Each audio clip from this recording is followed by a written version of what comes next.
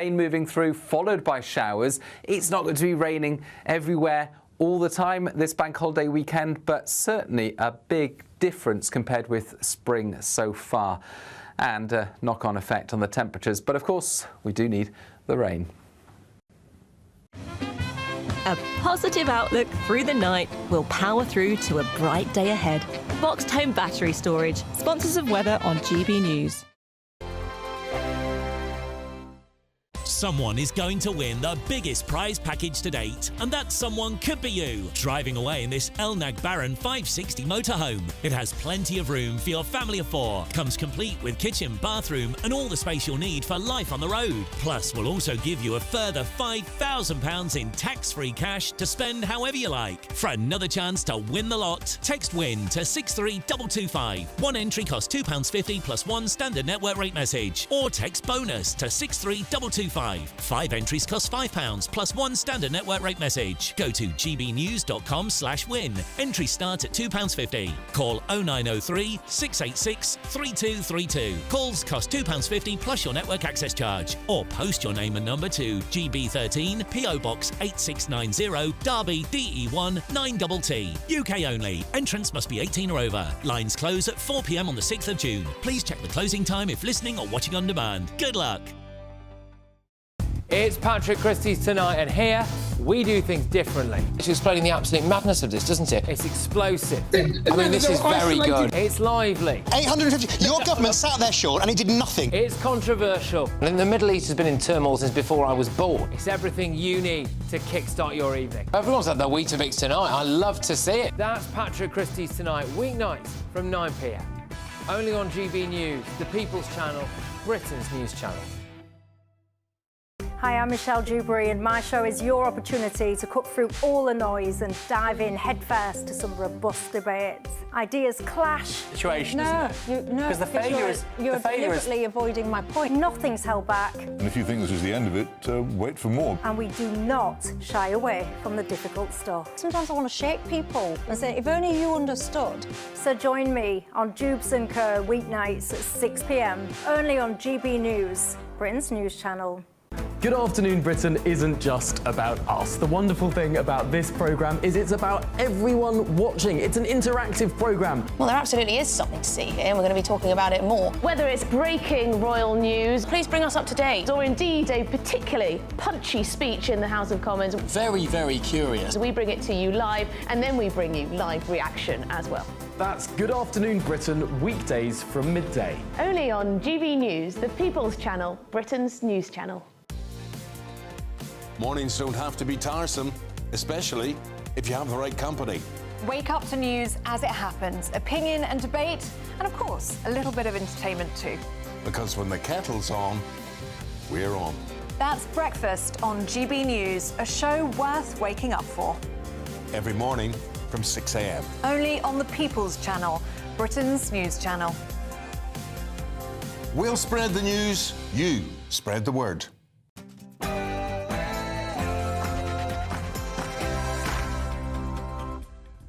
Good evening, it's 9 p.m. and this is Patrick Christys Tonight with me, Alex Armstrong. Tonight on the show, the government are celebrating net migration figures of almost 500,000 people. Can they take credit for the 50% drop? And are those numbers about to soar upward again following that EU deal? And...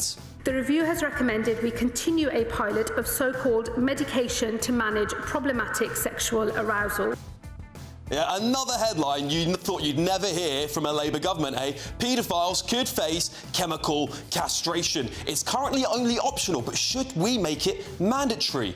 Also, Lucy Letby might be innocent after all. The inquiry report into the deaths of babies overseen by Letby has been delayed to 2026 amid a miscarriage of justice fears. Is your mind changing on this ever-developing story?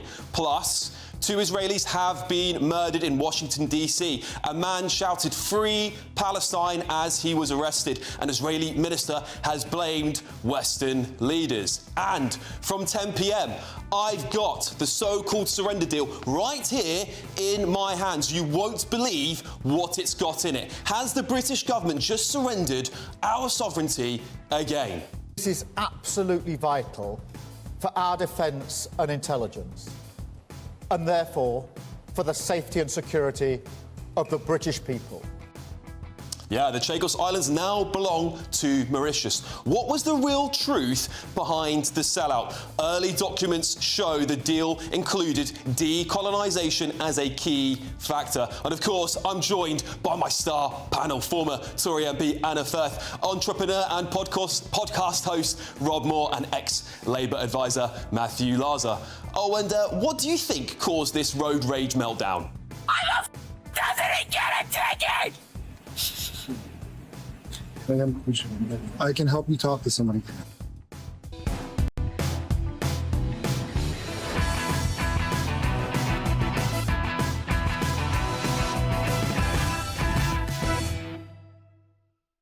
Net migration celebrations are a farce. Are those numbers about to explode again? That's next.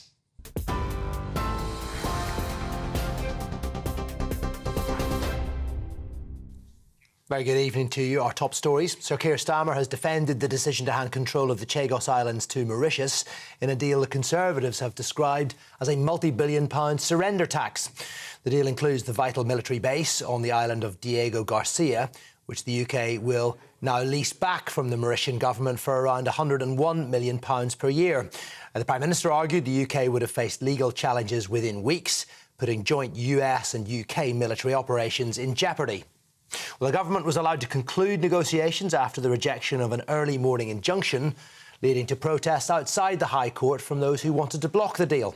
Critics say it's too expensive and Mauritius will not be able to adequately protect the military base, given its close relationship with China. The leader of the opposition, Kemi Badenoch, has accused the government of surrendering British territory and wasting taxpayers' money. But the Prime Minister says it's vital for the UK's national security. The strategic location of this base is of the utmost significance to Britain. From deploying aircraft to defeat terrorists in Iraq and Afghanistan, to anticipating threats in the Red Sea and the Indo-Pacific, the base is right at the foundation of our security and safety at home. The government could be facing a fresh wave of NHS strikes amid discontent among doctors and nurses following the latest public sector review. The British Medical Association says it will ballot its members after describing an average 5.4% rise for junior doctors as woefully inadequate. Other NHS staff, including nurses and midwives, received a lower uplift of 3.6%. And the largest teachers' union has threatened to register a dispute with the government unless it fully funds the 4% pay rise for teachers, part of which is currently due to be covered by existing school budgets through what ministers are calling smarter spending. Pregnant women had to be evacuated from a maternity hospital in Bristol earlier after a large fire broke out. Emergency services were called to the scene at St Michael's Hospital at around 4:30 this afternoon. Pregnant women were removed from the site. The hospital has now reopened, but people have been asked to avoid the area where possible, although patients with appointments tomorrow have been told to attend as scheduled. At least 2 people have died after a small plane crashed in a residential area of the US city of San Diego. Homes and cars in the Murphy Canyon neighbourhood caught fire and nearby properties were evacuated. Authorities have described it as a direct hit to multiple homes, which has left a giant debris field. 8 people on the ground suffered minor injuries and an investigation is now underway. And the Princess of Wales has officially named the Royal Navy's newest warship at a ceremony in Scotland. I have the pleasure to name this ship HMS Glasgow. Well, the Princess delivered the... and all who sail on her. I jumped the gun there. The Princess delivered the time-honoured words before pressing a button which smashed a bottle of local scotch against the hull of HMS Glasgow, the first of 8 frigates to be built there, designed to provide protection to the UK's nuclear aircraft and its nuclear deterrent and its aircraft carriers. The ceremonial act is said to bring good luck and fortune to the vessel and its crew. I'll let you hear all of Princess Kate in the next hour. That'll be back at 10 o'clock. For the very latest GB News direct to your smartphone, sign up to News Alerts by scanning the QR code or go to gbnews.com/alerts.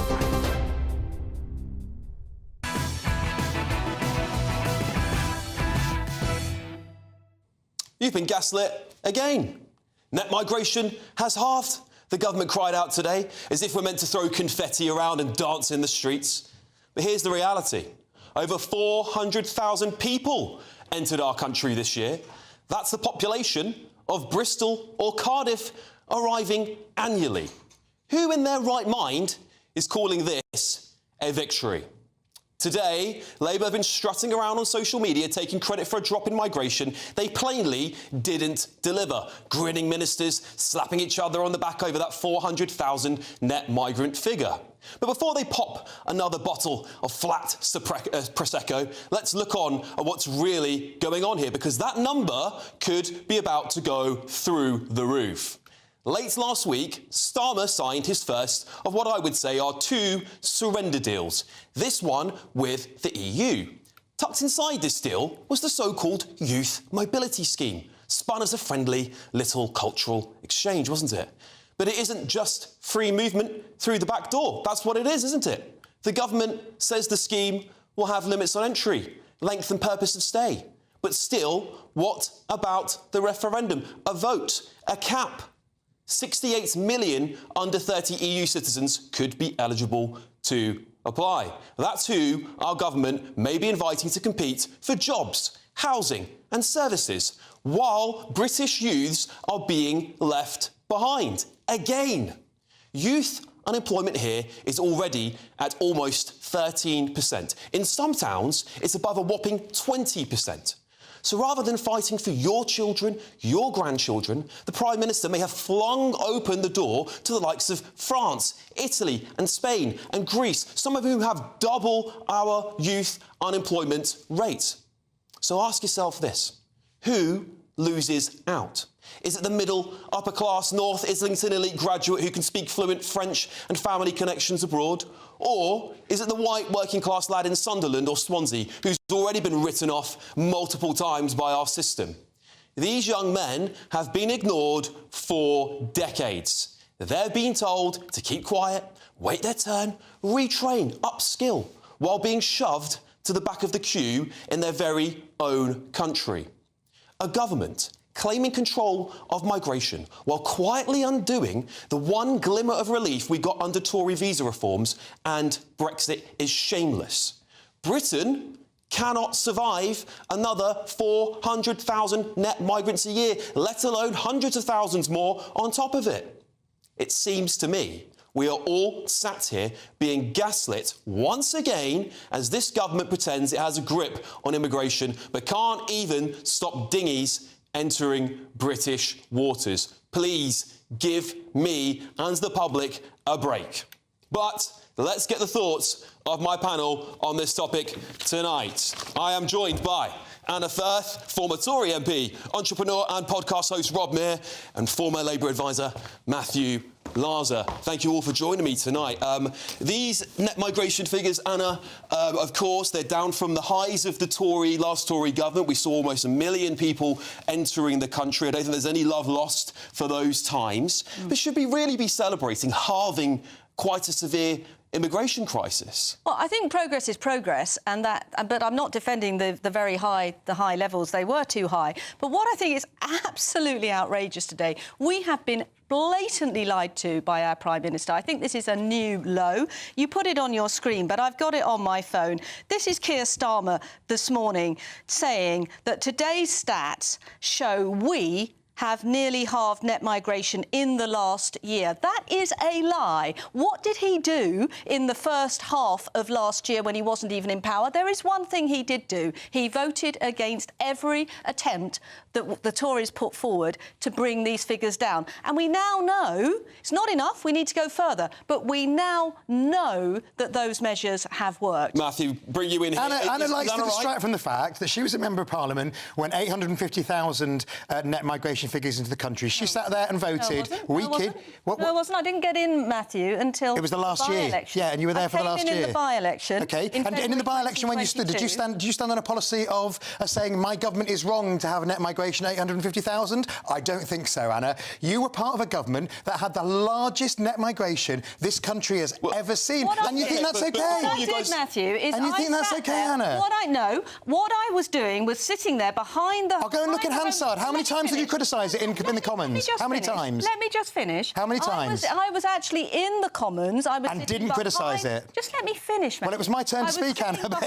Actually, it wasn't your turn. It was... No, actually, I think when Alex says Matthew, it means it's my turn. Right, Bob comes next. Do you agree that Keir Starmer hasn't done anything? This is a Tory win, realistically. This is legacy Rishi Sunak policy. Not at all. Visa reforms. Go on, right, go ahead. First of all, I think what we should... I mean, look, I think the government has got a lot more to do. I'm not saying that all is well and the sun is shining. The Tories made some changes which have helped brought the figures down, but it's a bit like somebody who sets fire to a house and then puts the fire out. You don't congratulate them for doing that. They should never have let the Boris bounce get out of control. Boris Johnson, who should be stopping using phrases like manacled gimp, he's the one who is a gimp for getting him net migration up to 800,000. And just the two very quick things that the Labour government have done, which has changed since Anna and her colleagues were voted out of Parliament, which is that the decision rate, which we promised, the decision rate on asylum claims has got faster, and we've gone from 50,000 to 30,000 in hotels. It needs to go a lot lower yet, but that's their 40% cut. OK, Rob, listen, can Keir Starmer take credit for this? But more importantly, that EU youth scheme, it opens the door up to 68 million young people. We don't know... Apparently, there's going to be a cap. We don't know what that cap is yet. Do you believe that's going to inflate those figures again? I don't think Keir Starmer can take any credit. He hasn't been in long enough to make any real change. There's still nearly 35,000 asylum seekers being funded £5.5 million a day in hotels, bringing the country down into ruin. They're getting free bikes. They're getting free PlayStations. He says he's... Yoga sessions? Well, they're getting cookery lessons on some of the best streets in our cities. And he says he's going to tackle it and it's all going to change and nothing's happening and it's getting worse. And then what about... I mean, I know you've asked me a question, but I want to just talk about something that no one's talked about yet. What about the mass exodus of all the millionaires and all the billionaires? They're all leaving every week. A friend of mine goes to Monaco or Dubai or Portugal or anywhere but the UK. Yeah. And so he says he's not going to tax the working people, which, of course, he uses semantics and sleights of hand, and they all get taxed. But when all the millionaires leave, where will all the tax have to be paid? That's a good question. Working class people. Anna, I just want to come back to you for a second here. Obviously, 400,000 people, the size of Bristol. To be fair to Labour, the Tories didn't build any homes. And we've got a massive housing crisis on our hand. Obviously, Angela Rayner's also said that the target that's been set for her is completely undeliverable behind the closed doors. What are we going to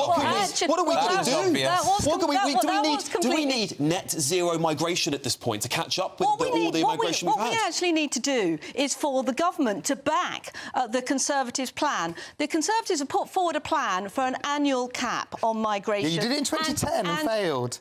And before I was interrupted again, and Labour voted against that yesterday and against that last week. Unless we bring out a serious plan, just on the same day that we've got Keir Starmer taking credit for the things that the Conservatives did that actually have worked, we know that he's giving away control of our borders. We're going to be flooded with young people, and we have record numbers now of small boats. We had 800 coming across yesterday, disrupting the flotilla of little ships, some of which came from Leon Sea. Matthew, so you look, I mean, young people, many working class young lads might not get the same opportunities to go travel abroad and have all these lovely things that this youth mobility scheme.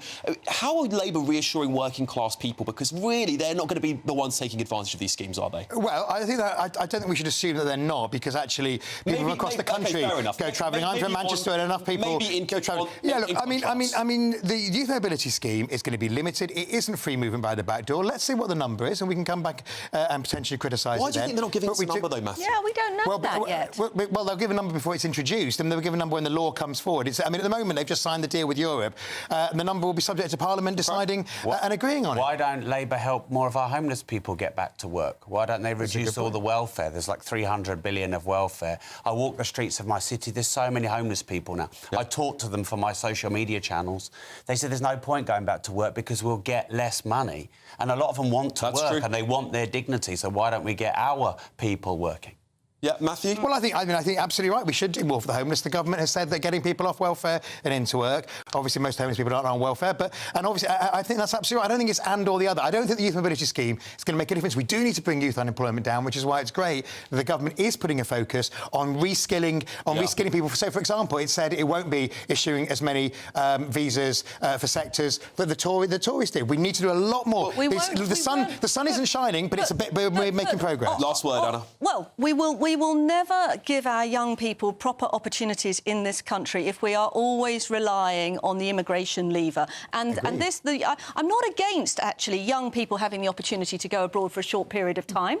I think that's fair enough. But in my mind, a 30-year-old is not young. He's not young. And listen, go back to the Tories. Manifesto pledge after manifesto pledge, they said tens of thousands. We never got to that number. Absolutely. Why is it that this country can't seem to get to grips with the fact that the public are voting for low immigration and not getting it? 400,000 people is way too many people. People look at that number and say it's astronomical. No, I agree with you. We've been way too slow to get a grip on immigration. I absolutely accept that. But what the Tories were doing in their last year was working. And if the Labour government had adopted more of their measures, it would be working even more than it is at the moment. We said, let's put up the visa for a skilled... So you put it up to 800,000 and you want congratulations on bringing it down a bit, Anna. Come off it. No, come on, 400,000... Anna, in 2010, the Tory government was elected... What did you do, Matthew? What did your party do last year? They voted against... What my party did last year, Anna,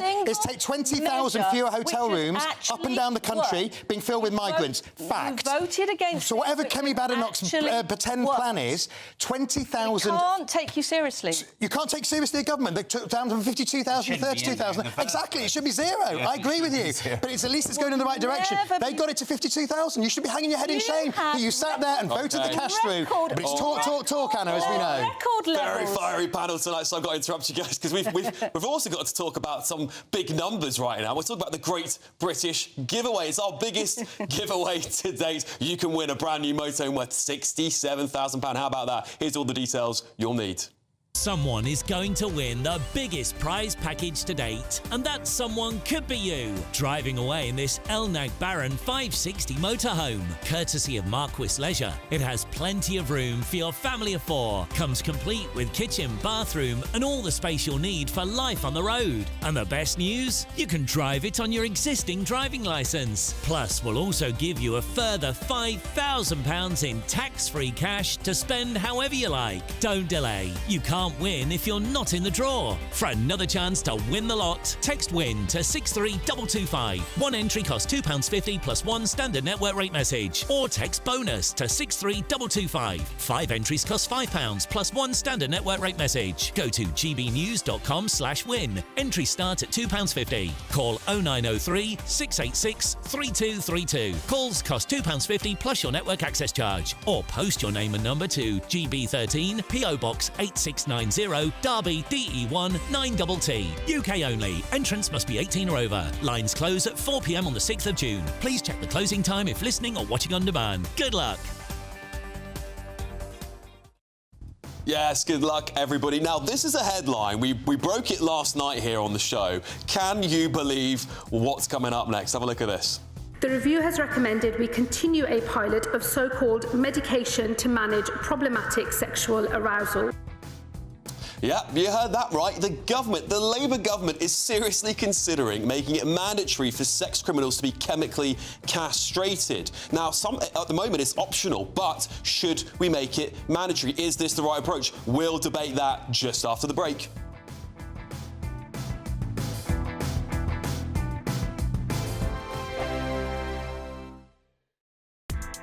Join me, Nana Akwe, for an informative, interactive news programme with a difference. It's fun. No, he didn't say that, though. I'm so surprised. I think there's an element of truth to that. Join me from 3 p.m. every weekend, only on GB News, Britain's news channel. Westminster's full of talk, but out here, it's the real world. Am I allowed to talk now? No, that's it. This is where it matters, real people and real lives. That's what politics is all about. In fact, has Trump made a good start? No. Straight answers, no spin, and just a couple of pints. How many fingers have I got up? About 10. So join me for Lee Anderson's Real World every Friday at 7 p.m. only on GB News. The People's Channel, Britain's news channel. This is Britain's Newsroom, where your voice matters. It's just astonishing. With expert analysis and honest opinion, we don't just keep you informed. We bring you unique perspectives you won't see anywhere else. Can't argue with any of that. When the news happens, it happens here. On Britain's Newsroom, weekdays from 9:30 a.m. Only on GB News. Hi, I'm Michelle Dewberry, and my show is your opportunity to cut through all the noise and dive in headfirst to some robust debates. Ideas clash. Situation, isn't it? Because the failure is... You're deliberately avoiding my point. Nothing's held back. And if you think this is the end of it, wait for more. And we do not shy away from the difficult stuff. Sometimes I want to shake people and say, if only you understood. So join me on Jubes & Co. weeknights at 6 p.m. only on GB News, Britain's news channel. Mornings don't have to be tiresome, especially if you have the right company. Wake up to news as it happens, opinion and debate, and of course, a little bit of entertainment too. Because when the kettle's on, we're on. That's Breakfast on GB News, a show worth waking up for. Every morning from 6 a.m. Only on the People's Channel, Britain's news channel. We'll spread the news, you spread the word. This is our country, and we think it's amazing. From high tea to the high street, we love it all. Even the rain, we like that too. There's nowhere else we'd rather be. That's why we're here to be the fearless champion of Britain, its voices and its values. Because we are GB News, the People's Channel, Britain's news channel. We're proud to be GB News, the People's Channel, and as you know, we always love to hear your views. Now, there's a new way of getting in touch with us at gbnews.com/yoursay. By commenting, you can be part of a live conversation and join our GB News community. You can even talk to me, Bev Turner, or any of the members of the GB News family.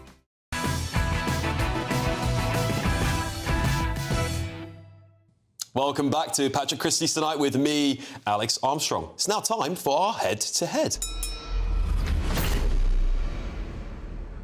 Yeah, we broke this last night, and I can't believe I'm saying it again, but the Labour Justice Secretary is considering mandatory chemical castration for the most serious sex offenders. This has sent you guys outraged last night. I mean, in good and bad ways, of course. Speaking in Parliament today, Shabana Mahmood announced a range of measures designed to ease overcrowding in prison. Take a look at this. The review has recommended we continue a pilot of so-called medication to manage problematic sexual arousal.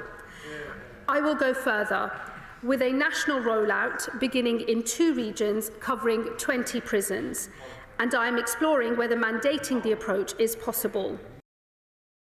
Yeah, so here's how it works. Chemical castration uses 2 drugs, one to limit invasive sexual thoughts and another to reduce testosterone and limit libido. Studies show that the drug can slash offending by up to 60%. So tonight, I'm asking, should paedophiles and other sex criminals be forced to undergo chemical castration? Going head-to-head on this now, our Chair of Women's Policy, Senator Paola Diana, and former Conservative MP Harvey Proctor. OK, guys, this is quite... I mean, first of all, crazy stuff coming from our Labour government. No one ever saw this one coming. But, Harvey, I'd like to start with you. What do you make of this policy? Is this something that the Conservative Party should have done? Good evening to you and to my compatriot who's in this debate, and to your listeners and viewers. Thanks, it is, of course, absurd. Mandatory is the word that I balk at. It comes from a former Conservative Justice Secretary and Lord Chancellor, David Gaunt.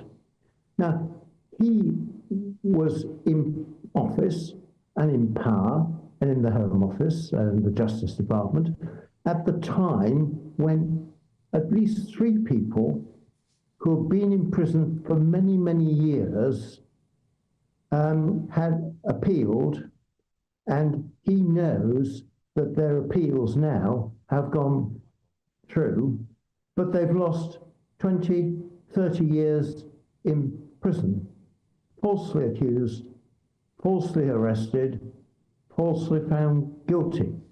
So it's because of false allegations. You can't have a state going at prisoners as though the justice system is infallible. Okay. It is not. Let's bring Paolo. I'd like to bring you in on this because this is currently an optional thing that's going to get rolled out into prisons. Of course, Harvey there is saying that this, could affect innocent people. What do you make of those comments? Would you push for this to be mandatory? Well, I understand his comments, but I put the safety of children, women and young girls first, I'm afraid. And we have to put them first. And that's why I think this is a very pragmatic option. And God knows I'm not in favor of this government, but I think this might be their best legislation, because it's a very effective way to prevent these people from reoffending. And also it's a signal that our government will give to these people. Think twice before you're going to offend, before you're going to sexually offend a child, because that child will be traumatized for the rest of their lives. And that's why we have to think about children first, and women as well. Yeah. Also, we know that lowering, excuse me, Alex, let me finish. Lowering testosterone levels not only reduces sexual fetishes, sexual fantasies, and sexual arousal, but also the levels of aggressivity. So we know that a person, man or woman, is less aggressive when they have lower levels of testosterone.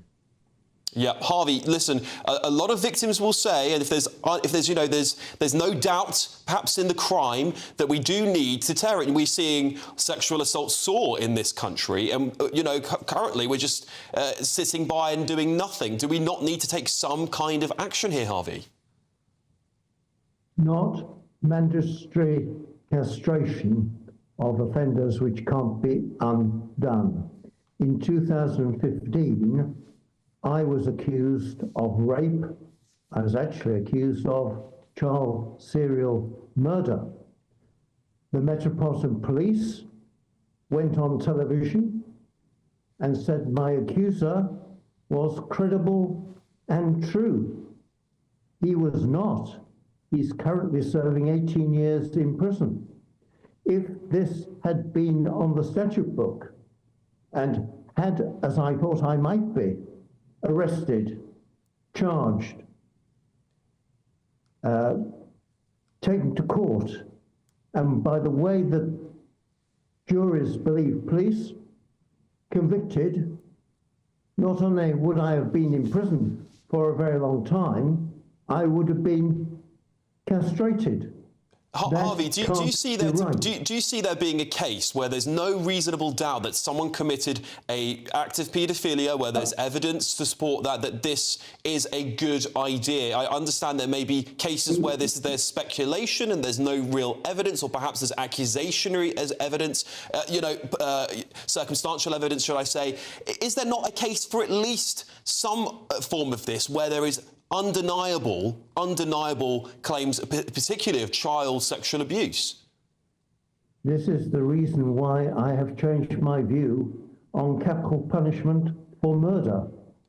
There is no infallibility in these matters, and we have seen in recent months 3 or 4 people let out of prison for grotesque murders that they were alleged to have done 20, 30 years ago. That's the amount of time they spent in prison. And it's not correct. Yeah. They were innocent. Now, I don't think the state should take this into its own hands to physically change people on allegations that could be false. And can I say this, that where it's child murders and where it's rape, whether it's women or men being raped, false allegations are incredibly high. And so the government are going down a very bad route. OK, I want to bring Paola back in. What do you make of Harvey's comments there, Paola? Do you feel sympathy for those people who may be innocent that might have to go through this kind of procedure, or do you think we should be pushing ahead with mandatory castration if there is a crime convicted? Well, of course, I feel sympathy for them, but I still think that we need to be more sympathetic toward the potential victims. And also, you know, there are many cases in which you can actually understand if a pedophile is a pedophile. You just check their hard drive. We know that there are many people who are actually addicted to sexual abuse, child imagery. And also our sentencing is very lenient towards those people. And it should be much, much harder because they're fueling the market of those who are actually directly sexual abusing children. So there are many ways to find out if there is real evidence. And I agree with you, Alex, we should be careful about that because, of course, no one wants to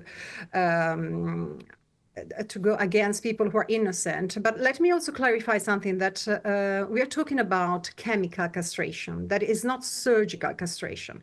So in this case, chemical castration doesn't have permanent effects if it's not done for more than 3 years or in too intense ways. So I'm sure we can find a way to protect potential victims and give a strong signal to those men and women as well who might think they can abuse. We haven't been able to find a way of unfortunately, Harvey, I'd love for you to give us some more comments on this another time, but unfortunately we've got to move on. That's Chair of Women's Policy Centre, Paola Diana, and former Conservative MP, Harvey Proctor. Thank you both very much for joining me. So who do you agree with? Should paedophiles and other sex criminals be forced to undergo chemical castration? Sandy Bowe, she's wrote into your say here, sexual crime isn't always about sexual arousal. Sometimes it's about power and control. There's no drug for that. Barbara, on your say, said, I'd preferred if they were locked up forever. There you go. Lots of views coming in on that one. Coming up, though, the Lucy Letby inquiry report has been delayed. Get that? That's amid a miscarriage of justice fears. So have you, I mean, bearing in mind what we just spoke about, have you changed your mind on this case? Could Letby be innocent after all? We'll find out more next. I hope it doesn't rain. Don't worry about it. It'll spoil our holiday. Relax, we're totally covered. All Clear Travel Insurance sponsors GBNews Travel Destinations Forecast. Unsettled across the south and southeast of Europe, some ongoing heavy thundery showers, but otherwise elsewhere it's mostly fine, particularly across Madeira and Tenerife. Most of Portugal seeing plenty of sunshine. Across the southeast of Spain, though, more cloud, potentially some showers here, but it's really across northern parts of Italy, anywhere across the Adriatic coastline that could see these heavy, possibly thundery showers. Greece should be mostly settled, and elsewhere from Sunday there's still plenty of sunshine and temperatures widely in the mid to low 20s. All Clear Travel Insurance sponsors GBNews Travel Destinations Forecast. Hello again and welcome to the latest update from the Met Office for GB News. We're going to see skies clear widely overnight, and that will lead to a chilly night for many of us. A late season frost, gardeners beware, but plenty more sunshine to come during Friday. We've still got high pressure in charge only for another 36 hours or so. A cold front has sunk south through the day, and that's leaving a legacy of patchy cloud which eventually fizzles away during the hours of darkness. 1 or 2 showers for the far north of Scotland, perhaps the odd one running down North Sea coast, but otherwise it's clear skies, and with cool air in place now, a widespread chilly night with temperatures into the low single figures and in some spots even below freezing. So yeah, if you've got tender plants outside, beware of that. There will be a late season frost, certainly a chillier feel Friday morning compared with recent mornings, but plenty of sunshine across Scotland, Northern Ireland, England and Wales. I think the morning will be the sunniest time for Friday across Northern Ireland and some western fringes of the UK, but otherwise actually temperatures rising quickly through the morning because of the sunshine, and that sunshine sticking around for the bulk of Britain at least into the afternoon. Some changes are starting to take place across Northern Ireland, cloud thickening around lunchtime, outbreaks of rain reaching the far west by the middle of the afternoon. 19 Celsius in Belfast, 20 in London. A fresher feel compared with recent days for many, but not quite as chilly down that east coast. compared with Thursday. Then a significant change for the bank holiday weekend. We've got a spell of rain moving through, followed by showers. It's not going to be raining everywhere all the time this bank holiday weekend, but certainly a big difference compared with spring so far, and a knock-on effect on the temperatures. But of course, we do need the rain. In the GB newsroom, we bring you the news as it happens. With our team of dedicated journalists across the UK, we're ready to keep you up to date with what's happening every half an hour, every single day. Bulletins here on GB News, the People's Channel, Britain's news channel.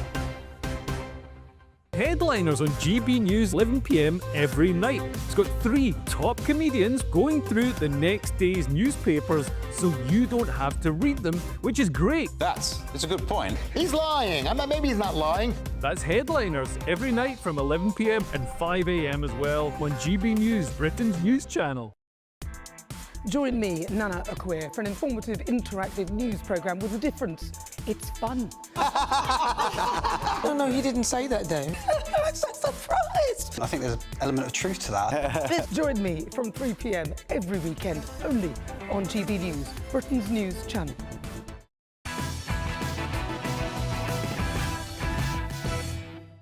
Welcome back to Patrick Christys tonight with me, Alex Armstrong. So the Lucy Letby inquiry the report has been delayed amid fears of a miscarriage of justice. The findings of the thorough inquiry were set to be released by the end of November 2025, but are now expected in early 2026, according to a statement on the inquiry's website. Letby was convicted of the murders of 7 babies and attempted murders of 7 others, and the thorough inquiry was starting to find out how she was able to commit her crimes. However, since then, a panel of world-leading experts has reviewed the medical notes and concluded that she committed no malicious acts. Her case is now being considered by the Criminal Cases Review Commission, which looks into potential miscarriages of justice. I'm now joined by the Daily Mail columnist Peter Hitchens. Peter, thank you so much for coming on here. This is quite a bombshell here. Obviously, you know, many will say Lucy Letby was tried by media. What do we make of this delay in that inquiry's report? Well, I don't know, because all we know is that it is a delay. We don't know the reason for it. It would be nice to think that the Thirlwall inquiry was finally listening to those many voices, which have said since before it began that there was something wrong with this case. But until I hear from Lady Justice Thirlwall that she's doing so, I'll wait and see. It was absolutely obdurately determined to treat the verdict as beyond question and conducted an inquiry on that basis. So unless that changes, this doesn't really mean very much.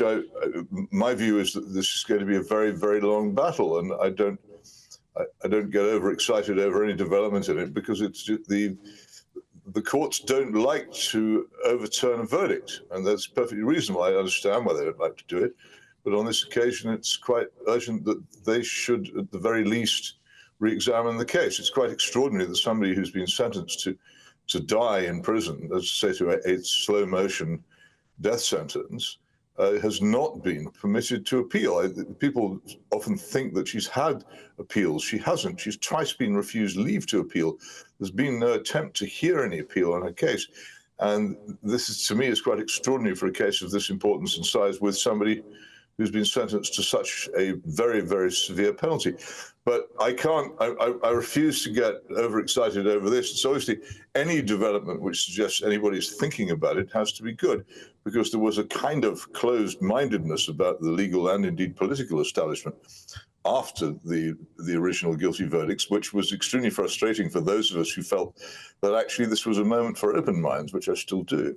Yeah, I was speaking to a relatively prominent politician. I might name them in case they want to make their own comments. I don't want to put them in the wrong context. But they essentially alluded to the fact they believe that the doctors running the neonatal clinic may have actually been sort of colluding to cover this up, allegedly at least. Kind of give us the background as to why you believe Lucy Letby is innocent. I don't believe she's innocent. I'm in no position to say any such thing. The English criminal justice system doesn't require anybody to believe that she's innocent. It just requires that if the prosecution wish to have her put in jail for the rest of her life, as has happened, they need to establish beyond reasonable doubt that she's guilty. I don't think that they have. I don't think that the verdicts are safe. And I think they're not safe because if you examine the trial, you will find there's absolutely no objective evidence that she did anything wrong. And there simply isn't any. The case is entirely circumstantial, which is very unusual in a case of this kind. What's even more striking is that there's no certainty that any crimes were committed at all. In fact, Dr. Xu Li and his team of world-renowned neonatologists who looked into this case and very, very seriously, and all these people doing it pro bono out of the kindness of their hearts, not paid a penny, just simply because they thought something was wrong, concluded that there had been no crimes. And Dr. Li himself, who's been a very active and successful leader of neonatology as a profession in Canada, said that the hospital itself, if it were in Canada, would be shut down, and pointed, therefore, the whole thing in a different direction. These are reasons why. There are lots of other things about the case which are very peculiar from the start. The supposed presumption of innocence, which ought to operate, excuse me, didn't seem to operate very strongly. And it is quite astounding. It's very rare in this country, for instance, for witnesses to be given anonymity, except in cases of treason or espionage. It's almost unknown. But in this case, several of the prosecution witnesses were given lifelong anonymity. This is very strange to me. And there are all kinds of other aspects of this kind. The things which I've written about, the holding of press briefings by the CPS and the police before the trial began, and then by the police during the trial, which I find quite astounding. I learnt my court reporting many years ago when things of this kind didn't happen. Now they do. I just don't get the impression that she had a fair trial, and I think it's only reasonable in that case to ask, especially given, as I say, the enormous heaviness of the sentence, for the appeal court to look at it. And I very much hope that the Criminal Cases Review Commission do say that should happen, and that it then does. But it's going to be a slow business. And in the meantime, as I say, the Thirlwall inquiry was ground on from the start. Actually, the judge in charge, Lady Justice Thirlwall, actually dismissing the suggestions that there was anything wrong with the case as noise. At the same time, the Secretary of State for Health was also openly saying that those who were raising doubts were in the wrong. And yet since then, you've had all kinds of people, not just the Xu Li Commission, but many, many distinguished statisticians saying that the statistical basis on which she was prosecuted was wrong. And you've also had probably the most distinguished judge in the country, Lord Sumption, a former Supreme Court judge, who also spent, I have to say, several years as a Crown Court recorder, and so is familiar with the criminal justice system as well as with justice in general. He says he thinks she's probably innocent. Now, if someone like that says so, then again, it just seems to me that we have a system of appeals in this country. It should operate so that it's tested. If something did go wrong, then the courts should look at it again. Well, Peter, if this is a good sign towards that, then I welcome it. There is other potential miscarriages of justice that this may impact, if her case is looked at. But more importantly, what a lot of people will be wondering if there is a miscarriage of justice here is, was Lucy Letby trialled by the media, by social media and us at home before she got a fair trial? Did we write her off? I mean, I remember the front page headlines. Was she written off and assumed guilty before she was even given a fair trial? Well, I think technically the rules were followed, the rules against contempt of court and the rules that reporting should be fair and accurate. There's no point in going over that in great detail. Much more to the point now is, if something has gone wrong, shall we put it right? It's inevitable. If you've ever covered a trial, you'll know this, that the most interesting things which are said in a trial are said by the prosecution. The prosecution says X did such a thing, such a terrible thing, and produces a witness to say so or to suggest so, or in some other way says, what can the defense do? The defense is constantly saying, no, actually, this thing didn't happen, which is a lot duller. So it's natural in the reporting of trials for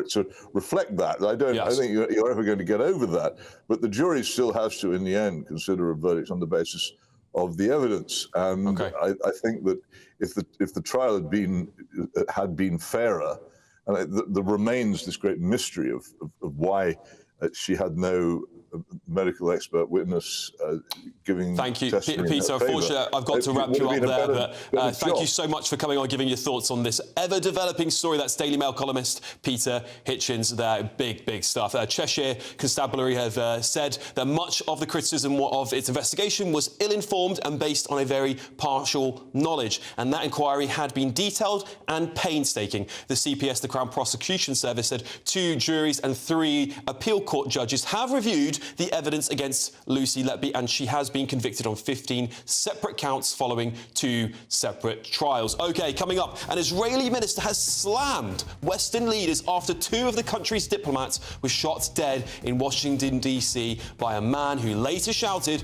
"Free Palestine," as he was being arrested. But was this tragedy all but inevitable given the rise in anti-Semitism? That is coming next. From the school run to the home run, watch a new show for all of Britain. He can say whatever he wants. A straight-talking show where all voices are heard. And, you know, when are we going to stop talking about smashing the gangs and actually do it? With the stories that matter from every part of our country. There's a bit of a crash landing there for your Chancellor. Bold, fearless and standing up for you. That's me, Martin Dordme, 3 p.m. till 6 p.m, weekdays, here only on GB News. The People's Channel, Britain's news channel. Hi, I'm Michelle Dewberry, and my show is your opportunity to cut through all the noise and dive in headfirst to some robust debates. Ideas clash. Situation, no, isn't it? Because the failure is... You're deliberately avoiding my point. Nothing's held back. And if you think this is the end of it, wait for more. And we do not shy away from the difficult stuff. Sometimes I want to shake people and say, if only you understood. So join me on Jubes & Co. weeknights at 6 p.m, only on GB News, Britain's news channel. Westminster, the ultimate clique. And you're fighting like rats in a sack. But here on the Camilla Tominey Show, we ask the questions the establishment media is too scared to ask. OK, let me ask you a straight question, because I know you're a straight-talking politician. Whether it's net zero, illegal immigration or law and order, nothing is off limits. You had the power then. Yeah, as I and say, now you've lost it. That's the Camilla Tominey Show, a politics show that's fearless. But no, let me finish my question if you don't mind, because it is my show. Sundays at 9:30, only on GB News, the People's Channel, Britain's news channel.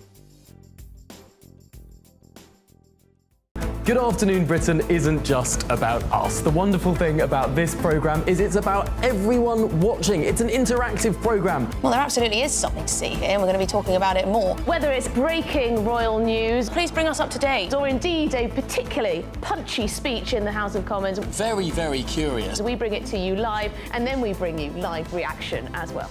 That's Good Afternoon Britain, weekdays from midday. Only on GB News, the People's Channel, Britain's news channel. What is the state of our economy? What is the state of our National Health Service? What is the state of our schools? What on earth is going on? Understanding Britain means understanding the state we are in. This is State of the Nation with me, Matt Goodwin, Wednesdays, Thursdays and Fridays from 8 p.m. on GB News. Mornings don't have to be tiresome, especially if you have the right company. Wake up to news as it happens, opinion and debate, and of course, a little bit of entertainment too. Because when the kettle's on, we're on. That's Breakfast on GB News, a show worth waking up for. Every morning from 6 a.m. Only on the People's Channel, Britain's news channel. We'll spread the news, you spread the word.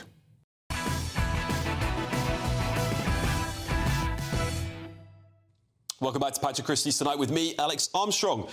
An Israeli diplomat has accused Western leaders of emboldening the forces of terror. That's after 2 Israeli diplomats were shot dead in Washington, D.C. by a gunman who later chanted "Free Palestine" while he was arrested. Yavin Leshinsky and Sarah Milgram were attending an event at a Jewish museum before a stranger approached them and opened fire, killing them both. 30-year-old Elias Rodriguez has been arrested on suspicion of murder. The Israeli Diaspora Affairs Minister has accused Western leaders, including the Prime Minister, of giving back to hatred against Jews through, and I quote, appeasement, double standards, or silence? I'm joined now by broadcaster and writer Jonathan Sakadosi. Thank you, Jonathan, for joining me. Those are quite big comments from that Israeli minister. Do you agree with them? I do agree with them because it has to be said, over the last 18 months, there's been such animosity towards Israel that has really been very thinly veiled anti-Semitism in many parts. And I think when it's reached the level of the government making the kind of statements that the British government, the French government and the Canadian government did in the last few days, it's completely understandable why populations in those countries or elsewhere around the West might have such negative opinions. They've been fed such a litany of lies and falsehoods about Israel that it is no wonder then that some people will feel that there is legitimate cause for violence, for attack, for killing, as in this case. And I mean, if you want an example, this claim from the UN that 14,000 babies stood the risk of starving to death within the next 2 days, something that even the UN has now had to row back. Such a thing is such an outrageous slur and lie about Israel and the war it's engaged in now, not a war it chose to be engaged in, that you can understand how this has helped fuel anti-Semitism around the world. Yeah. Do you feel that, well, at least liberal Western democracies have been too soft on protesters? Do you think we need to be cracking down on well, they seem to be weekly at the moment, the Free Palestine protests taking place across, at least here in the UK?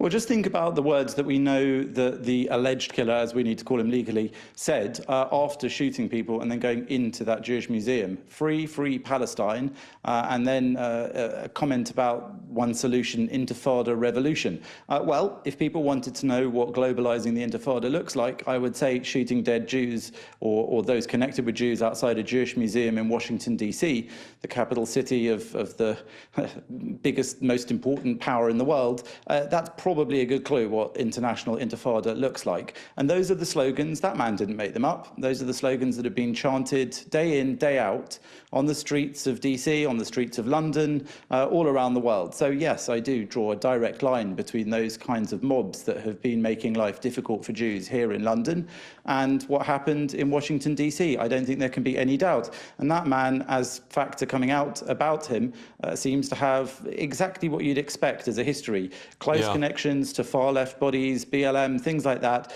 This is really, I think, the logical conclusion, depressingly, of what we've seen going on over the last nearly 2 years. And governments, including our own in the UK, have absolutely tolerated it and have now joined in with it, with the sort of rhetoric we heard from David Jonathan, while I've got you on, we're just going to break some news here. The suspect, Elias Rodriguez, has been charged with the murder of those 2 Israeli diplomats. You know, previous comments correct.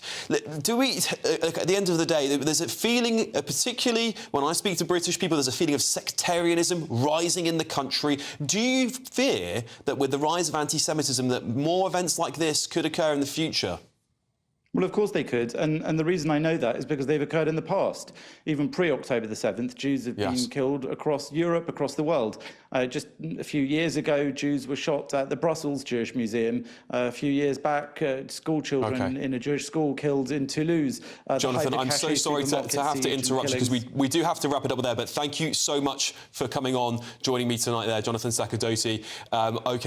Coming up, though, the Prime Minister sealed the Chagos deal today, handing the islands to Mauritius. But has he betrayed Britain? We have got a big show coming up for you. Don't go anywhere. I've got that agreement. Join me after the break.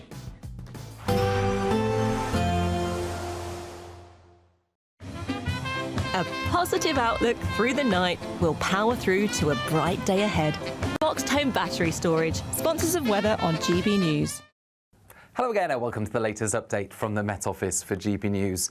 We're going to see skies clear widely overnight, and that will lead to a chilly night for many of us. A late season frost, gardeners beware, but plenty more sunshine to come during Friday. We've still got high pressure in charge, only for another 36 hours or so. A cold front has sunk south through the day, and that's leaving a legacy of patchy cloud, which eventually fizzles away during the hours of darkness. 1 or 2 showers for the far north of Scotland, perhaps the odd one running down North Sea coast. But otherwise, it's clear skies, and with cool air in place now, a widespread chilly night with temperatures into the low single figures, and in some spots even below freezing. So yeah, If you've got tender plants outside, beware of that. There will be a late season frost, certainly a chillier feel Friday morning compared with recent mornings, but plenty of sunshine across Scotland, Northern Ireland, England and Wales. I think the morning will be the sunniest time for Friday across Northern Ireland and some western fringes of the UK, but otherwise, actually temperatures rising quickly through the morning because of the sunshine, and that sunshine sticking around for the bulk of Britain at least into the afternoon. Some changes are starting to take place across Northern Ireland. Cloud thickening around lunchtime, outbreaks of rain reaching the far west by the middle of the afternoon. 19 Celsius in Belfast, 20 in London. A fresher feel compared with recent days for many, but not quite as chilly down that east coast compared with Thursday. Then a significant change for the bank holiday weekend. We've got a spell of rain moving through, followed by showers. It's not going to be raining everywhere all the time this bank holiday weekend, but certainly a big difference compared with spring so far, and a knock-on effect on the temperatures. But of course, we do need the rain. A positive outlook through the night will power through to a bright day ahead. Boxed Home Battery Storage, sponsors of weather on GB News. What does it feel like to be a Great British Giveaway winner? That's a big surprise. Oh my God, I'm going to cry. Do you know what? I've never won anything like this in my life. Oh my God, this is amazing. That is absolutely fantastic. We're over the moon. Yes, that is fantastic. You know, you have no idea how much I needed it. Oh my goodness. That's wonderful. Oh, thank you. Oh, thank you so much. I was gobsmacked. Thank you, GB News. I'd say don't hesitate, do it. If you're not in it, you've got no chance of winning it. Thank you. You weren't expecting to get that call today, were you? No, I wasn't. You really could be our next big winner. Head over to gbnews.com/win now to find out how and get your entry for the Great British Giveaway. Great prizes, even greater wins. We're proud to be GB News, the People's Channel, and as you know, we always love to hear your views. Now, there's a new way of getting in touch with us at gbnews.com/yoursay. By commenting, you can be part of a live conversation and join our GB News community. You can even talk to me, Bev Turner, or any of the members of the GB News family. Hi, I'm Michelle Dewberry, and my show is your opportunity to cut through all the noise and dive in headfirst to some robust debates. Ideas clash. Situation, no, isn't it? Because the failure is... You're deliberately avoiding my point. Nothing's held back. And if you think this is the end of it, wait for more. And we do not shy away from the difficult stuff. Sometimes I want to shake people and say, if only you understood. So join me on Jubes and Kerr weeknights at 6 p.m, only on GB News, Britain's news channel. In the GB newsroom, we bring you the news as it happens. With our team of dedicated journalists across the UK. We're ready to keep you up to date with what's happening every half an hour, every single day. Bulletins here on GB News. The People's Channel. Britain's news channel. Headliners on GB News 11 p.m. every night. It's got 3 top comedians going through the next day's newspapers so you don't have to read them, which is great. That's a good point. He's lying. I mean, maybe he's not lying. That's Headliners every night from 11 p.m. and 5 a.m. as well on GB News, Britain's news channel. Mornings don't have to be tiresome, especially if you have the right company. Wake up to news as it happens, opinion and debate, and of course, a little bit of entertainment too. Because when the kettle's on, we're on. That's Breakfast on GB News, a show worth waking up for. Every morning from 6 a.m. Only on the People's Channel, Britain's news channel. We'll spread the news, you spread the word.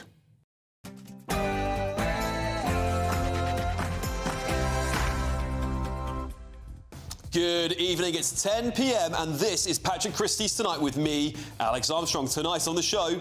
This is absolutely vital for our defence and intelligence, and therefore for the safety and security of the British people. Has the British government just surrendered our sovereignty again?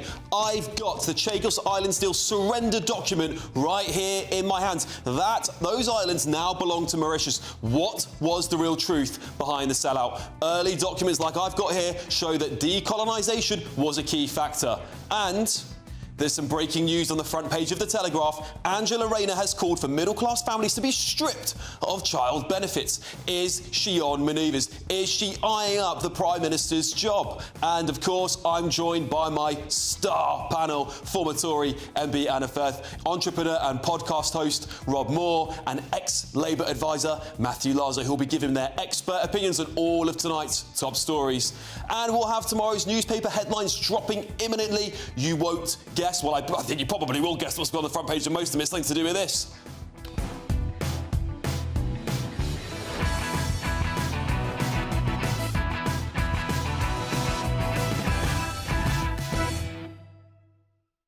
Globalist far-left lawyers are now in full control of the UK's foreign policy, and it's destroying the United Kingdom. That's next.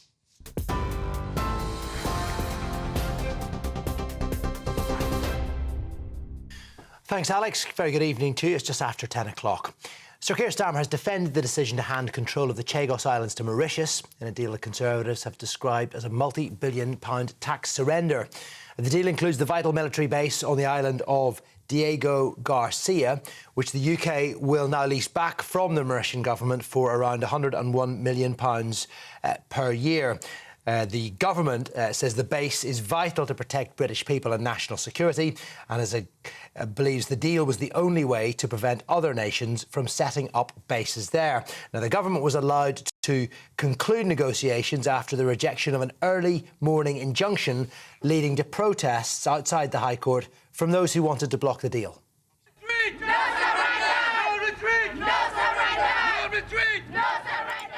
The critics say the deal is too expensive and Mauritius won't be able to adequately protect the military base, given its close relationship with China. It resulted in a fiery exchange in the Commons between the Defence Secretary, John Healey, and his shadow counterpart, James Cartledge. And this government will never compromise on our national security. With this deal, we've made Britain more secure at home and stronger abroad.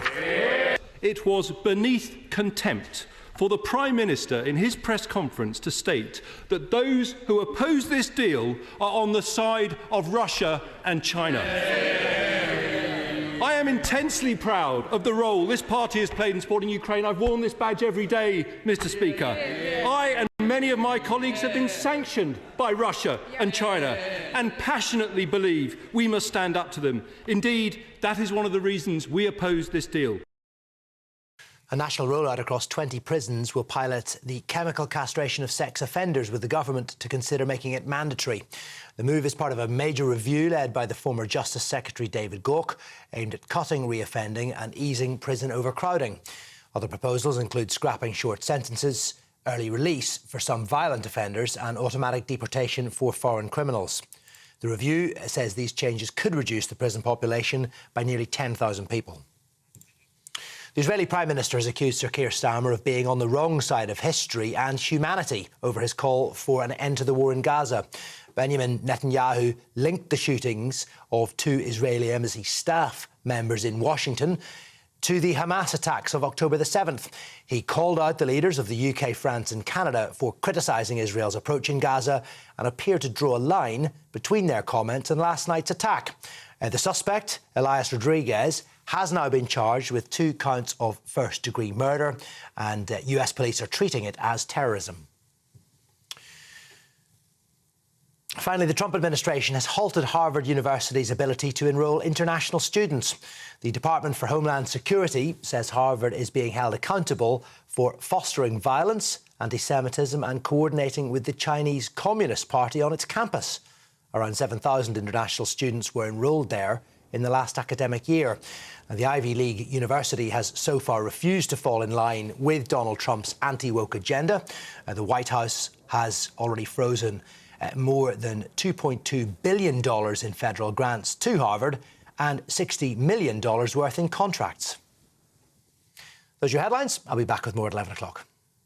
For the very latest GB News direct to your smartphone, sign up to News Alerts by scanning the QR code or go to gbnews.com/alerts.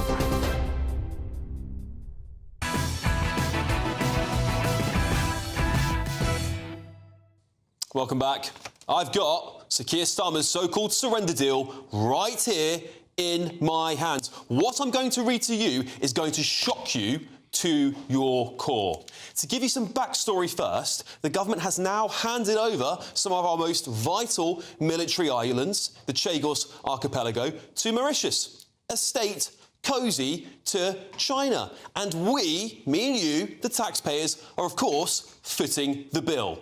Announcing the deal at a press conference earlier today, the Prime Minister claimed he had no choice but to sign it. Now, other approaches to secure the base have been tried over the years, and they have failed. Boris Johnson failed in his efforts to endlessly delay. Liz Truss then started the negotiations. We inherited a negotiation in which the principle of giving up UK sovereignty had already been conceded by the previous Tory government. Our deal has concluded those negotiations in the national interest. 200 islands commanding 600,000 square kilometres of sea, a region critical to our shared Western military presence in the Indian Ocean. Here's the first slap in the face. We will pay £101 million a year for the next 100 years for that privilege. That's £10 billion. The biggest slap in the face, of course, comes a lot more because, I tell you what, the government are dubbing this reparations. Many critics will argue. Payments to Mauritius, a country that Starmer and his leftist lawyer friends have been wined and dined in. He sent Defence Secretary John Healey out to defend his deal this afternoon. Simple truth, Mr. Speaker, is that our national security rests on securing a deal that protects our operational sovereignty of this vital military installation. By signing this treaty on our terms, the Prime Minister has ensured that the UK retains full control of Diego Garcia throughout the next century and beyond. It is a deal struck in the national interest. It is a deal that makes Britons today and generations to come safer and more secure. Look, if you thought the cost was bad enough, wait till you hear the next bit. Our government has agreed, and I quote directly from that paperwork, that the United Kingdom agrees to expeditiously inform Mauritius of any armed attack on a third state directly emanating from the base on Diego Garcia. Have they lost their minds? One of China's closest allies will now be giving them a heads up on our military actions. But what was this all really about? Well, a close inspection of the documentation, and I can tell you immediately where this all started. As stipulated in the documents, we, Britain, must recognise the wrongs of the past and be mindful of the need to complete the process of decolonisation of Mauritius. How can we decolonise Mauritius when the islands never belonged to them in the first place? Early this morning, there was a flicker of hope. Two extraordinary, courageous Chagosian women filed a legal injunction to stop this sellout. One of them, Ms Pomp, called the deal a betrayal of their rights. Well, I think British justice, they take care of who they want, when they want. They haven't been able to rectify the wrongs they have done to us, the Chagosian, for 60 years. They still want to give a deaf ears to our cries, and we're not giving up. For all their posturing about human rights, this government couldn't even muster a modicum of dignity for the Chagosians. Was there a referendum? No. Did Chagosians get a say? Not a chance. They couldn't even manage a formal consultation process. And don't think the Tories walk away from this clean either. James Cleverly, the Conservative former Foreign Secretary, started this process, playing lapdog to the left-leaning judges at The Hague under pressure from the same anti-British international lawfare mob that seems to be dictating Britain's foreign policy. It seems to me, and probably many of you at home as well, gone are the days of leaders like Churchill and Thatcher, leaders who would have sent the battleships in to defend our sovereignty and stuck a middle finger up to faceless bureaucrats. Today, we're governed by something more like a feeble French bureaucracy, waving white flags, surrendering territory, only to impress the hard left global commentariat. Anyway, let's get the thoughts of my panel. Former Conservative MP Anna Firth, entrepreneur and podcast host Rob Moore, former Labour advisor Matthew Laza. Guys, thanks for joining me. This is a big deal. A lot of people, Matthew, are outraged that the government would surrender such a critical sovereign territory for Britain. We are paying $10 billion over the course of, the next century for this. That could have funded 66,000 new social council houses for Angela Rayner's massive target. We could have funded 18 major hospitals with that money. Is this really the priority of the government? Well, I don't agree that in any way this is a surrender. I think it's quite the reverse. The problem was, if I was to say to you, what happened if the radio spectrum was jammed across the Chagos Islands so that the Diego Garcia military base didn't work? What if the territorial waters were declared unilaterally not to be part, not to have any British access to them because they were given back to Mauritius? That's what would have been the consequences of the court judgment. We can't change that. I mean, there was an argument. Clearly were the fact that we were there is part of of our imperial past, which is we've been unwrapping over the past 60 years. And what the deal does today, so it is secures the future. Well, I mean, it's not decolonisation like somebody decolonising the National Gallery or something. The sort of things that columnists rage about. I mean, it's literally, the fact is the UN court, which was an initial judgment, said that this was an illegal occupation. What that means is we can ignore it if we wanted to, but then if it started to be enforced, it would have meant that we couldn't have used the waters around it, that the radio spectrum would have been jammed, and the military base wouldn't have been operational. I think some of those accusations on the radio sphere were actually debunked in the end, but I understand where you're coming from. Anna, of course, this started at the Conservative government. Do you think James Cleverly should have just said, I'm not listening to this? Because it was advisory, right? They weren't being forced to at the time. Should he just have got on with the job and said, no, we're not paying attention to this nonsense? Well, you've had him actually on not your show, but you've had him on this channel actually today. Yep. And he's been asked that question. And my understanding is that he has said that he did look at this, but he decided this was not a deal in the British interests, in the UK taxpayers' interests, and therefore he was not prepared to look at it. David Cameron was not prepared to look at it. Grant Shapps was not prepared to look at it. But what's the key thing here is that the Chagos Islands have been British sovereign territory for over 200 years. Since before Mauritius was an independent country. Exactly. They've never been Mauritian. And what doesn't make sense at all is if this base is so critical, which I assume it absolutely is, then why on earth would we be giving it away? That's point number one. We're not. We're keeping the base. And that's point number one. That's the point. And I'll just carry on, if I may, without being... Well, Anna, sometimes you need the facts correcting, because we're not giving the base away. Let's just get back to the... You just make it up. We're leasing it back. Yes, but we're keeping it. We're keeping the base. Let's let Anna finish. Thank you, Alex. The point that I want to make here, which I think is absolutely critical, this was an advisory judgment.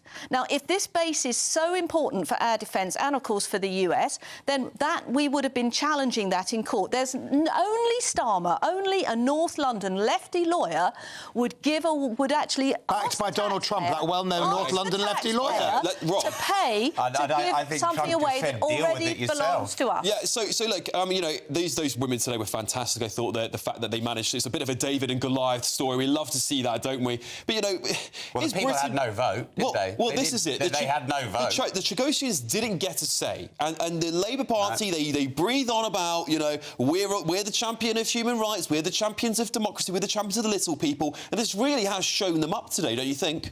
Well, the people had no vote. How would we feel if we had no vote? Look, It seems to have been not that bad for 200 years, and now all of a sudden we really need to do this deal and give this country away. It doesn't stack up for me. Yeah. And I can't think of anybody else other than Labour who could give something away and we have to then pay £100-odd million a year, which they say is 10 billion over the next 99 years. Nigel Farage reckons it'll be 52 billion. It won't be what they say. It'll be a load more. And who pays for it? The taxpayer. We've already got problems in this country around tax. Well, as an entrepreneur, what would you spend the country should spend the money on? What do you think we should do? Well, I think we need to get people back to work, for sure. I think we need to stop exiling all the people that are paying most of the tax, like the millionaires and the billionaires, and we need to focus on getting economic growth, which they say they are, but we're not getting any economic growth. I mean, excuse me, Rob, but just following on from that point, you said yourself, Alex, all the different things that we could spend that money on, and one of the things that I looked up, even on the Conservative figures of £10 billion, that's 3,000 extra nurses or police officers we could have every single year of that 100 years. I think most people would want more nurses, more hospitals, more policemen, and keep the Chagos Islands in our own sovereign control. And have it. Matthew, just let me ask you. That was not an option, Anna. OK, but let's have a look. You live in a dream world. There's a big cost, right? There's a big cost. Of course it is, and I know how it makes people feel. There's a lot of people who argue we didn't have to do this deal. The government is facing its own new black hole because of borrowing. We're talking about potentially raising taxes again. We're seeing all those leaks coming out now that obviously the government's having to consider it. Probably are. People will be scratching their heads. People will be scratching their heads, Matthew. You know, is this a bad deal at a bad time? Look, I know how it makes people feel uncomfortable because, of course, paying for something we've had for free for 200 years, of course, makes all of us feel uncomfortable. If we could have kept it for free, we'd have kept it for free. It wasn't an option. And saying that James Cleverly would have kept it for free. Well, that's weird because James Cleverly said in the House of Commons in 2022 when he wasn't interested in being leader of the Tory party in quite the way that he is now, as Calamity Kemi continues to fail and there'll be a vacancy soon. The UK and Anna says told me she voted for him at some stage in the leadership contest. The UK and Mauritius have agreed to engage in constructive negotiations with a view to achieving an agreement by early next year, which is in 2022. The status quo was not an option. The country was it was already been declared in an initial judgment illegal. It was going to be declared in the next judgment illegal as well. Therefore, action would have been taken, and the future of the base, which is hugely important to our national security. Of course, it's annoying to give the money away, but we need to secure the base. And instead, the Tories would have given the base. The Tories would have given the base away. Briefly, 100 million a year is not annoying. Do you want the base or not? Do you think you should carry on or not? Because the status quo was... Yes, but the world has changed in 200 years, my friend. The world has changed. Are we going to give away Falklands, Gibraltar, the whole empire? So should we still have the empire? I mean, it's just crackers. Our radio listeners are going to be tuning up on mass at the moment. This completes the week, doesn't it? Starmer gave away our fishing rights on Monday. Same as Boris Johnson did. Opened the door to free movement. And now at the end of the week, he's giving away our sovereign territory. He doesn't care about this country. He's a lefty lawyer. He's intimidated by these... Are you going to join Reform, Anna? I'm just interested. The rhetoric today was disgusting. To anyone who disagrees with his deal, is a Russian sympathiser, is an Ayatollah... Anna, you either have a deal or you don't have a base. That's the reality of the world. That's called geopolitics, not the world of Tory fantasy, which is why the Tory party... I predicted last week the Tory party... Anna, I'm putting you two on time out because I want to hear from Rob. Rob, listen, a lot of people today will be looking at the state of the United Kingdom going, Northern Ireland is in a very precarious situation. It sits in between the EU and Britain in some weird ways. We've had the EU talk about Gibraltar. There's some sort of thing happening with that. Of course, when decolonisation is mentioned in these documents, people start to wonder, is the Falkland Islands next? Is Gibraltar next? What do you think when you hear people say things like that? Well, it feels like we're just going to give it all away. Everything we built over 200 years, we're just going to give it all away. And what is Great Britain now? What are our cultural values? What do we stand for? And decolonisation, no, that was what the British Empire was. And we were attracting all this great wealth, and now that's all gone. We attract all the Russian billionaires, and then we send them all away. We send everyone away except all the immigrants to come in. What is Great Britain now? Matthew, just on that point I just made there very briefly, because we've got to go to a break in a second. What do you make of people who are saying we are giving up our country en masse and we're probably paying for the sacrifice? We've secured an absolutely vital military base, which common sense, like with James Cleverly... We already owned it. Which we already owned. Let Matthew finish, because we've got to wrap up. Anna, you know, because neither of you seem to understand geopolitics, which is the fact that the thing was about to be declared illegal. You might like it to be different, but that's the reality, as Donald Trump acknowledges. You here to explain it to us. Well, you don't understand it, Anna, so I'm glad I am here. Switch the mics off, right? No, it's great. Thank you, guys. Speaking of giving things away, time is running out. And your chance to win a great British giveaway today. We're giving away a lot of things in this country at the moment. It's your chance to drive away with a brand new motorhome worth £67,000. Here's all the details you'll need. Someone is going to win the biggest prize package to date, and that someone could be you, driving away in this Elnag Baron 560 motorhome, courtesy of Marquis Leisure. It has plenty of room for your family of 4, comes complete with kitchen, bathroom and all the space you'll need for life on the road. And the best news? You can drive it on your existing driving licence. Plus, we'll also give you a further £5,000 in tax-free cash to spend however you like. Don't delay. You can't win if you're not in the draw. For another chance to win the lot, text WIN to 63225. One entry costs £2.50 plus one standard network rate message. Or text BONUS to 63225. 5 entries cost £5 plus one standard network rate message. Go to gbnews.com/win. Entries start at £2.50. Call 0903 686 3232. Calls cost £2.50 plus your network access charge. Or post your name and number to GB13 PO Box 8690 Derby DE1 9TT. UK only. Entrance must be 18 or over. Lines close at 4 p.m. on the 6th of June. Please check the closing time if listening or watching on demand. Good luck. All right, coming up, all of tomorrow's newspaper front pages with my very fiery panel tonight. And there's some breaking news on the front page of The Telegraph. Again, Angela Rayner, these things, I don't know where they're coming from, these leaks, has called for middle-class families to be stripped of child benefits. Is she on the move? Does she want the Prime Minister's job? My panel, oh, they will. They'll get stuck into it next.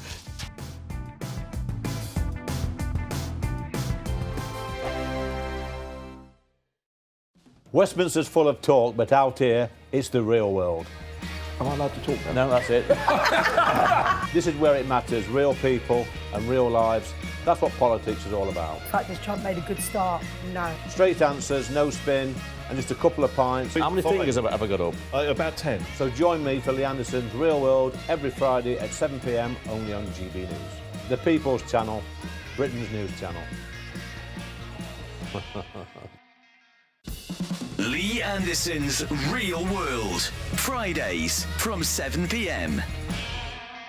My mum booted me out. She kicked me out. I was 15 going on 16. Yeah. And she'd had enough. And, you know, I think she, like lots of parents, have their own issues as well. And I slept on the streets of Manchester for 12 months, which is, you know, was sort of an experience in itself.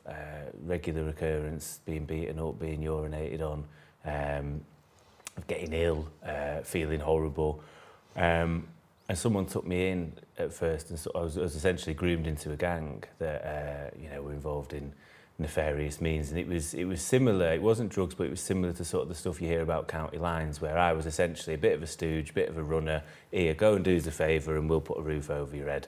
That then I fled that eventually after I think close to a year. And it all come crumbling down. A few months later, there was phone calls from the police. You need to come in, otherwise we're going to arrest you. When did you change? I thought, I'm trying to find a bit of part-time work to get by around college.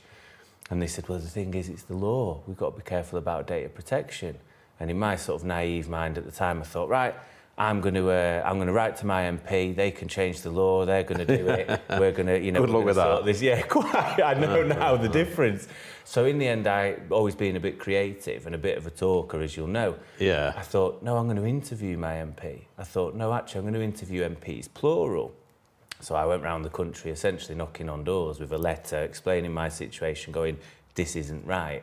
So I interviewed Jonathan Aitken, former Tory Cabinet Minister. Andy Burnham took me under his wing because I had a bit of a go at him and said, you've agreed with me for the last 45 minutes of this interview. What have you done about it? Yeah. And he said, I like your attitude. Why don't you come and shadow me in Westminster? GB News, the People's Channel. From the school run to the home run, watch a new show for all of Britain. He can say whatever he wants. A straight-talking show where all voices are heard. And, you know, when are we going to stop talking about smashing the gangs and actually do it? With the stories that matter from every part of our country. There's a bit of a crash landing there for your Chancellor. Bold, fearless and standing up for you. That's me, Martin Daubney, 3 p.m. till 6 p.m, weekdays, here only on GB News. The People's Channel, Britain's news channel.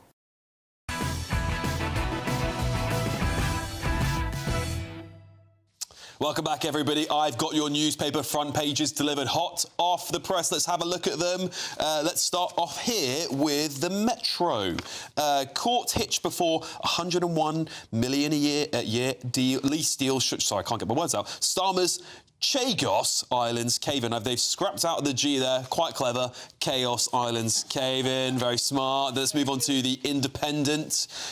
Warnings of... Get this. Warnings of dire worker shortage as migration falls. Labour and Tories celebrate as net migration almost halved. I don't know if they would celebrate more like fighting over it. To 400,000 plus, the largest drop on record. But care homes and construction industry fear looming crisis. How many more people do they need?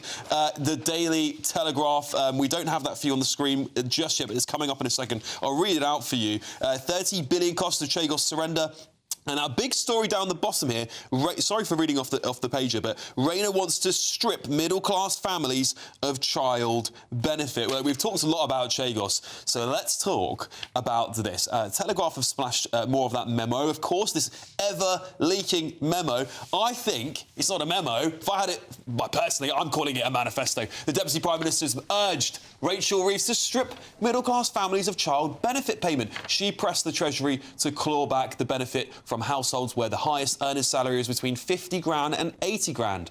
That's not a lot, really. It comes after the Telegraph revealed yesterday that she also urged Reeves to curb benefits for migrants in the same memo/manifesto. OK.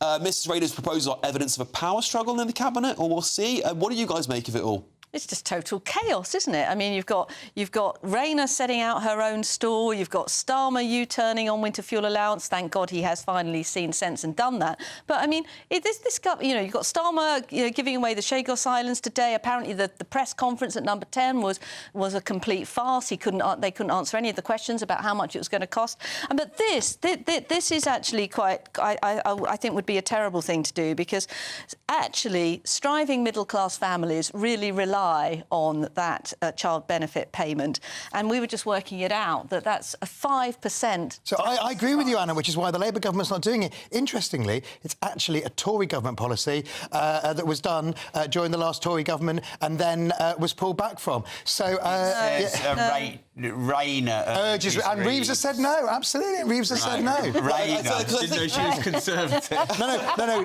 But it was already done. It's about readopting the previous Tory policy. So what's interesting about this, really, I think, because this whole thing's been leaked over this... It's in the memo. The leaked it's memo. in the manifesto. Absolutely. It's on about page 7. I've called that here first. It's point 7. I want credit for any newspapers that are... Absolutely, you deserve it. Brilliant line.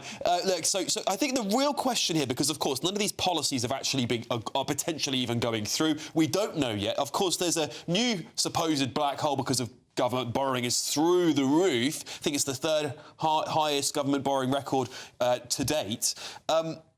Do we think ideas like this are going to be taken seriously, Rob, when it comes to the next budget? Because we're out of cash. We're broke. Again. Yeah, we are. And this middle-class 50 to 80% bracket, with the thresholds not going up, and them into the 40% tax bracket, and then after tax on the things you buy, there's then tax put on top. These are now basically working class people, and everyone's getting... The income tax threshold freezing. Being pulled down. And I can't see anything other than them carrying on being Labour, which is more tax rises, more tax rises, more tax rises. More people leave, more people leave. As more people leave, more tax rises for working class people. They're harry-carrying themselves. They're biting the hand that feeds them. They're not protecting the very people they say that they're protecting. Matthew, you know, there's a lot of criticism of the handling of the economy over the last 10 months.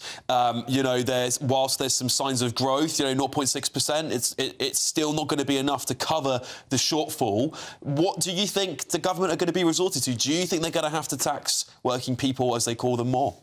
Well, look, I think hopefully there won't be another round of tax cuts. I don't think economic growth has been strong enough, and I think the government has got to do more. Just to clarify on this child benefit... slip there, you said there will be another round of tax cuts. Sorry, I think you mean tax rises. But maybe you secretly wanted them. Forgive me. Well, no. I mean, look, I don't think anybody wants to see tax go higher. So what actually happened is that it was what Angela Rayner, which is suggesting, and it has not been adopted as government policy, but just so we're clear, was that the threshold from which you'd start to have your child benefit clawed back when the highest earner in the family, which was 50,000 under the Tories. They put it up to 60,000, to be fair to them, and she was suggesting that it should go back down to 50,000. Okay. So the earth didn't fall in under the Tories when it was 50,000. I actually probably think you shouldn't do it, but it's not something that's just come out of it. It's not some radical left idea. It's something that was there for years under the Tories, and they did change it, and it probably should stay where it is. Yeah, Anna, look, you know, Rishi Sunak would have, you know, the OBR during the election, they accused both Labour and the Tories for sort of manufacturing numbers up, making them up. You guys would have been in a similar position had you won the election, do you think? No, because I don't think we would have clobbered business. And if you put a burden on businesses' back, then they don't grow. They don't grow. They don't employ people, and the country suffers. But basically, so I have 100 staff, and the national insurance rise cost me about £100,000 a year. Wow. And if you think what you've got to earn gross to get that net, and so you have to think, OK, I might have to let some staff go, or I can't grow my business and hire more people. I might have to use AI or cheaper overseas labour. And 55% plus of the economy is small business, and small business is getting absolutely hammered. Yeah, Matthew, do you think, you know, of course, this memo leak, in my opinion, is only done for political reasons? You cynic, you. Oh, come on. You cynic. I mean, we all know leaking is just a part and parcel of government, isn't it? And it's part and parcel of how politicians behave. Is Rayner going to start making a play to the left of the party to try and maybe oust Starmer out because she wants these more radical socialist ideas to come in? Well, I think she's showing a bit of leg, if one's still allowed to say that in this woke era. She needs to be, I mean, just as any politician needs to be seen not to be on manoeuvres, because disloyalty is never rewarded. Has she gone too far with this? Well, you know, we don't know who leaked it, but some might cynically point their fingers at her. So, I mean, clearly, I think if there was a vacancy, Angela Rayner would stand. And the way the Labour Party works is it's just the rules make it really hard to get rid of the leader unless they want to go. Just explain it very briefly. Yeah, basically what you have to do is instead of, you know, under the Tories it was letters in and it was all kind of quite dramatic. With the Labour Party, it has to be done only for 1 month of the year, and they have to have a majority of MPs, and then the National Executive Committee decides. So it's a lot more hurdles before you can get rid of a leader compared to the Tories. I'm not right or wrong, it's just the way the rules are written. Sure. Anna, talking of leadership, just briefly changing the conversation, we haven't got very long. Kemi Badenoch, is she toast? Of course not. No, Kemi Badenoch is battering Keir Starmer every single week. She's fourth in the opinion polls, Anna. I sat here last week and I said to you, Anna, I said, Calamity Kemi, I predict that by this time next week that you and the Tories will be fourth in the opinion polls, and I was right. At least I'm right on something, you might say. This is so hilarious when you've got Keir Starmer, whose popularity, he's the least popular Prime Minister. And he needs to do a lot better. But you're still fourth. No, listen, we do love balance on this show, and I think if we're talking about balance, I mean, if there's two people running for leadership roles, I would say they are potentially Robert Jenrick and Angela Rayner. Absolutely. There you go. Absolutely. News is balanced, everybody. Coming up, more of tomorrow's newspaper front pages with my panel and some breaking news on the front page of the Eye. An ex-MI6 boss has warned that Ed Miliband's net zero drive is a national security threat. All the details in just a few minutes. I forecast a perfect holiday in the sun. Weather looking good then? For sure, and no worries about our travel insurance. All Clear Travel Insurance sponsors GB News Travel Destinations Forecast. Unsettled across the south and southeast of Europe, some ongoing heavy thundery showers, but otherwise elsewhere it's mostly fine, particularly across Madeira and Tenerife. Most of Portugal seeing plenty of sunshine. Across the southeast of Spain though, more cloud, potentially some showers here, but it's really across northern parts of Italy, anywhere across the Adriatic coastline that could see these heavy, possibly thundery showers. Greece should be mostly settled, and elsewhere from Sunday there's still plenty of sunshine and temperatures widely in the mid to low 20s. All Clear Travel Insurance sponsors GB News Travel Destinations Forecast. Hello again and welcome to the latest update from the Met Office for GB News. We're going to see skies clear widely overnight, and that will lead to a chilly night for many of us. A late season frost, gardeners beware, but plenty more sunshine to come during Friday. We've still got high pressure in charge only for another 36 hours or so. A cold front has sunk south through the day, and that's leaving a legacy of patchy cloud which eventually fizzles away during the hours of darkness. 1 or 2 showers for the far north of Scotland, perhaps the odd one running down North Sea coast, but otherwise it's clear skies, and with cool air in place now, a widespread chilly night with temperatures into the low single figures and in some spots even below freezing. So yeah, if you've got tender plants outside, beware of that. There will be a late season frost, certainly a chillier feel Friday morning compared with recent mornings, but plenty of sunshine across Scotland, Northern Ireland, England and Wales. I think the morning will be the sunniest time for Friday across Northern Ireland and some western fringes of the UK, but otherwise actually temperatures rising quickly through the morning because of the sunshine, and that sunshine sticking around for the bulk of Britain at least into the afternoon. Some changes are starting to take place across Northern Ireland, cloud thickening around lunchtime, outbreaks of rain reaching the far west by the middle of the afternoon. 19 Celsius in Belfast, 20 in London. A fresher feel compared with recent days for many, but not quite as chilly down that east coast compared with Thursday. Then a significant change for the bank holiday weekend. We've got a spell of rain moving through, followed by showers. It's not going to be raining everywhere all the time this bank holiday weekend, but certainly a big difference compared with spring so far, and a knock-on effect on the temperatures. But of course, we do need the rain. Westminster's full of talk, but out here, it's the real world. Am I allowed to talk now? No, that's it. This is where it matters, real people and real lives. That's what politics is all about. The fact has Trump made a good start? No. Straight answers, no spin, and just a couple of pints. How many fingers have I got up? About 10. So join me for Lee Anderson's Real World every Friday at 7 p.m. only on GB News. The People's Channel, Britain's news channel. Hi, I'm Michelle Dewberry, and my show is your opportunity to cut through all the noise and dive in headfirst to some robust debates. Ideas clash. Situation, isn't it? No, because the failure is you're deliberately avoiding my point. Nothing's held back. And if you think this is the end of it, wait for more. And we do not shy away from the difficult stuff. Sometimes I want to shake people and say, if only you understood. So join me on Jubes & Co. weeknights at 6 p.m. only on GB News, Britain's news channel.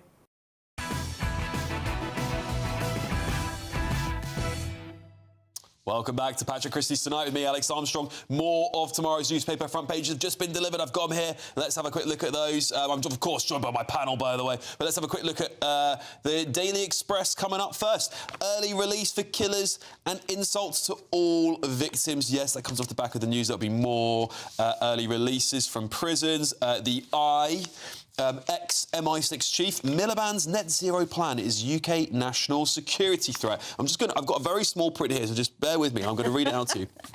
This is quotes, the ideological energy secretary is completely mad and irrational in his drive to hit mad net zero carbon target, warns Sir Richard Dearlove. Quite strong stuff there, quite strong stuff. Let's go to The Guardian. Fears of fresh NHS strikes after doctors decry derisory pay rises. There you go. There could be those new strikes on the way. And the Daily Mail, Labour to release rapists and killers earlier. Labour is set to free killers and rapists from jail earlier under a new soft justice master plan. Let's stick with that headline, because obviously we've been hearing a lot about early release since Labour got into office. Anna, of course, the immediate buck gets passed to the Tories when Labour talk about this. So they say the Tories didn't build any prisons, you built 500 extra prison spaces. This is your fault. We're having to do the hard stuff now. What would you say to those accusations? Well, we've got to get rid of the foreign criminals who are in the prisons. There's about 10,500 foreign criminals in our prisons. Because what we can't be doing is freeing killers and rapists. We saw with some of the offenders that were released in the last wave, some of them went on to offend on the very same day. I think there was even a murder on the very same day. So we have to free up space. I get that. Because prisons are overcrowded. We have to stop putting people who put social media posts in prison, though. Yes. We putting people who put social media posts, obviously crude, crass, horrendous posts. But why are we letting convicted rapists and killers out and putting people who put social media posts in? Doesn't make any sense. Matthew, look, I agree, and I'm pleased to see the government are going to build more prisons, because, I mean, with a growing population, it's complete common sense. You build more prison space with it. More people, more problems, right? But, you know, I think Anna's got a point, Matthew's got a point. You know, we should be first deporting the foreign criminals. Secondly, should we be locking people up for social media posts? Well, I mean, on the social media posts, you might be surprised today. I mean, I think the sentence was over the top, but it was the law. Actually, it wasn't a law passed by the Labour government. It had been a law there for a while. So, I mean, I'm not having a go at the Tories about it. Maybe that law needs reconsidering. I mean, there's details about that case because she pleaded guilty, and it actually was in the middle of what the sentence could have been. But yeah, I mean, clearly, once you've got full prisons, you have to look at what you are sending people to prison for. We do need more prison places, and I agree with Anna that we should send. I mean, you know, both of you, that we need to try and get rid of more foreign prisoners as much as we can. I could add that one thing I didn't say earlier is that the number of people being returned who are illegal immigrants and people who finished their sentences has increased since the government came to power, but it needs to increase more. I'm not saying all is, you know, the sun is not entirely shining. OK, Rob? Yeah, well, what about if we also looked at crime at the roots? Yeah. People who steal £200 or less, that's not a crime. So what about deal with at the roots? We've got to do a lot more of that society in London. It feels like a lot of people leave this country because they don't feel safe. Yeah, well, of course, we just had more police officers cut. You know, I think there's been big, tough decisions coming up in the next budget, as we just talked about before the break. But, you know, a lot of people will be very worried about this early release of rapists and killers. You know, this is going to be really sending shockwaves across the country, particularly victims as well, I think. Let's have a quick look at the Eye.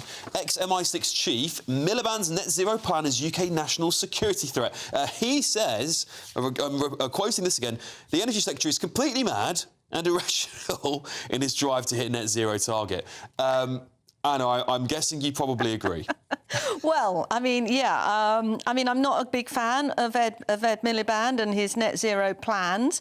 I'm not against solar power and renewables per se, but I really, really wish we could actually manufacture them in our own country. Yeah. It can't be impossible, can it? Well, it seems a shame that GB Energy is, you know, not sort of pushing for these sorts of things. We're importing solar panels from China, right? Yeah, I mean, offshore wind actually was a big UK success story, and we ended up exporting, you know, offshore wind.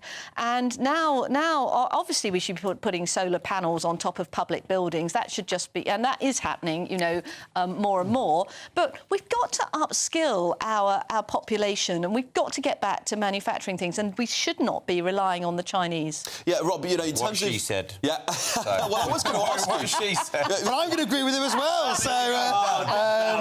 you know, just to... what happened to all the fighting? Oh, don't worry. It's only ever a heartbeat away. Don't say the word Chagos, because we might start we might be coming back to I wanted to say, Anna, you were saying how well Kemi was doing at PMQs. Kwasi Kwarteng, who, you know, has sat in the middle of this panel on many occasions. Why Badenoch really needs to raise her game at PMQs? I think it's a bit harsh, but I just thought I'd point that out. Oh, OK, right. Well, just to bring a bit of discord back. Do you think Ed Miliband's irrational and mad? No, look, I mean, I used to work for Ed Miliband. I think that on net zero, it needs to be about energy security for Britain. And obviously, as Richard Deal of the former MI6 chief has said. You don't have energy security if you're overly reliant on Chinese technology. Correct. There was cross-party consensus when we took out the Chinese telecom company's name I can never pronounce, Huawei, out of key UK infrastructure, and I think that was right that there was cross-party agreement on that. I think we need to look at this. We cannot be dependent on the solar panels where somebody in China can flick a switch and or any other country can flick a switch and decide that we don't have our power. Yeah, well, we also wouldn't want the idea of solar panels being built on the top of MI6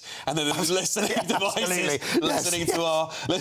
I'll have a look next time I go over Vauxhall Bridge. I'll have a look and see what's on there. Yeah, exactly. Rob, just briefly on this, back on net zero stuff. What he said. I like that. You can agree with both of us. I hope not the PMQs bit. We'll leave that. Let's talk about PMQs in a second, because I do want to get to that. We need to be more independent. We need to make use our own manufacturing. Anna made a good point about training in this country. We were talking earlier about youth unemployment rates. Are we doing enough to train young people to be entrepreneurs in this green boom, so to speak? Definitely not to be entrepreneurs. And in the world of AI, surely we want to be forefront at the UK. We're fintech hub. Where are we in technology? So no, we're not doing enough for entrepreneurship. We're also not doing enough to get bricklayers and roofers and things like that. If we need to build all these houses and people on the streets who actually want to work but aren't, why can't we get them into a trade? Bring the apprentice schemes back. Totally. I always have young apprentices coming and working for me. A lot of them want to work. Yeah. No, well, that's why you've got the independent, absolutely, it's the other side of the coin from the independent headline about warnings of dire workers. We've got to train people up. Yeah. That's a great segue. Thank you for that, Matthew, because coming up, more of your newspaper front pages and an interesting story splashes on the Times front page. Brits are increasingly having pets over children. Is this bad news for our plummeting birth rate? I guess the answer is yes, but that's next. In the GB newsroom, we bring you the news as it happens. With our team of dedicated journalists across the UK, we're ready to keep you up to date with what's happening every half an hour, every single day. Bulletins here on GB News, the People's Channel, Britain's news channel. GB News Breakfast, every day from 6 a.m. Got about another month to go. So why did you decide to do it? Because I'll tell you what strikes me as being particularly interesting is that most people will not be familiar to seeing someone in your garb sitting on a bus. You will become a talking point. Is that part of it? Well, the central part is not me, of course. The central part is the Hospital of St Cross, where I live, which is an absolutely wonderful place to live. And I'm thoroughly enjoying myself there. Can I ask you, Brother John, how much planning has gone into this? Because I have to say, if I was catching a bus all around the country, I'd be very, very anxious about routes, about where I can get on the bus and timings, all that kind of stuff. So how much work has gone in behind the scenes? Well, I started before Christmas, and of course, the problem is that at that time it was the winter bus schedules, and then we have the spring bus schedules, and we're now moving into summer bus schedules. So it's all a bit touch and go as when you go along as how you get on. But basically, the first thing to do was to establish it was possible to do. So I worked out all the routes round. And I have to say that my bus pass isn't valid in Scotland and Wales, but I have the support of the bus companies, bus operators, who are being very kind and generous and allowing me free passage in Scotland and Wales, where I wouldn't otherwise be covered. Oh, that's fantastic news. And I have to say, though you look in excellent health and fair fettle, 85... But I don't have a tattoo, you see. I don't have a tattoo. GB News, the People's Channel. Headliners on GB News 11 p.m. every night. It's got 3 top comedians going through the next day's newspapers so you don't have to read them, which is great. That's a good point. He's lying. Maybe he's not lying. That's Headliners every night from 11 p.m. and 5 a.m. as well on GB News, Britain's news channel. Join me, Nana Akwe, for an informative, interactive news programme with a difference. It's fun. No, he didn't say that, Dave. I'm so surprised. I think there's an element of truth to that. Join me from 3 p.m. every weekend, only on GB News, Britain's news channel.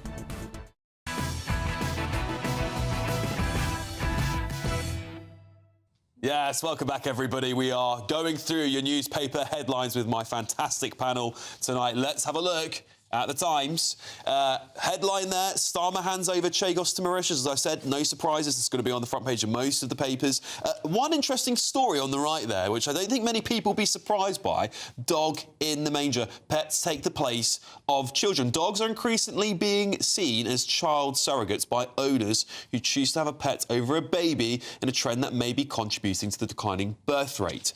Interesting. We'll come back to that. The Sun. Doctor Who exterminated. Great line.